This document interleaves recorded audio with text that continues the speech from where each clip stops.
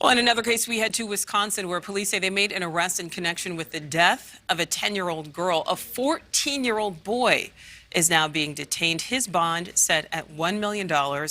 It happened in Chippewa Falls, which is in northwest Wisconsin. Prosecutors say Lily Peters was strangled and sexually assaulted.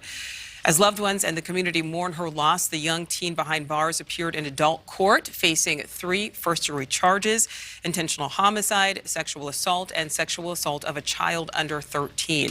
Now, violent cases like this involving young suspects are extremely complicated. Often the debate centering on whether kids accused of violent crimes should face adult consequences. Joining us live now to break down what happens in a case like this, former FBI agent, NewsNation security contributor Jennifer Coffendorfer. Jennifer, of course, we always enjoy talking to you, but it's unfortunately that it's in situations like this. We know at this point the court really releasing very little information about the suspect in this case.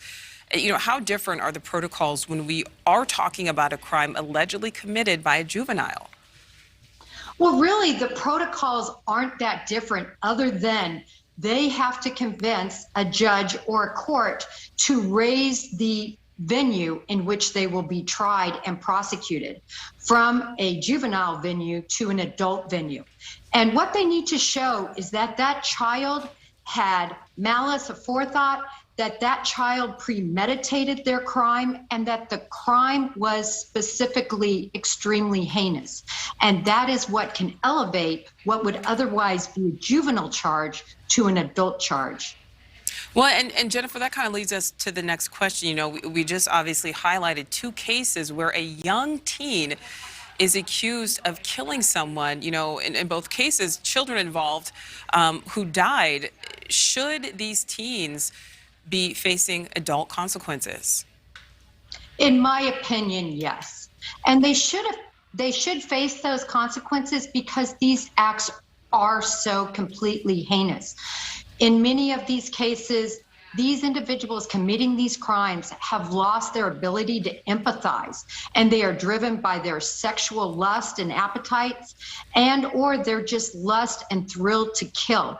And so when you have a minor that has actually actionable actions against other individuals in this heinous way, they need to be tried as adults.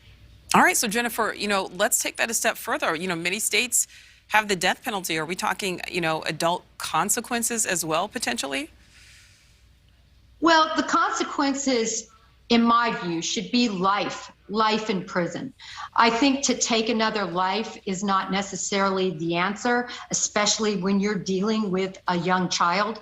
But it is true that these children, when they are later interviewed, and I've interviewed several working gangs, they don't have remorse. They don't have any idea that their actions were, in this case, so heinous. Mm-hmm. And because they've lost their ability in this way, Nichole, to really empathize, what is going to happen as an adult if they were released? And so for that reason, I believe they should stay detained. And I don't want to get too far off track here, but, obviously a lot of people would argue for rehabilitation in a case like this, because you would think, well, maybe some, obviously horrible, life-changing, tragic decisions made, young, maybe their way of thinking would change when they're in their 20s, when they're in their 30s, in their 40s. And I think, Nichole, if we're talking about stealing a car or knocking down mailboxes, something of a minor situation, or, even that might be felonious, but doesn't involve the taking of another life, that could be true, but not in these heinous type of crimes. Right, and I certainly don't want to appear insensitive, because obviously these families, the victims' families are dealing with the absolute worst case scenario here. So we're talking about these cases that involve these young alleged offenders. Do you feel like we're seeing more cases like this, or is it just that we highlight them?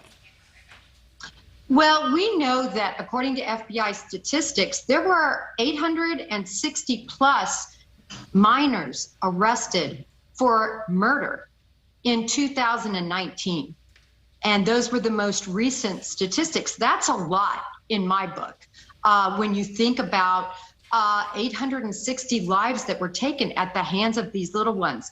And also, you're talking as young as 7 and 8-year-olds that have committed murder.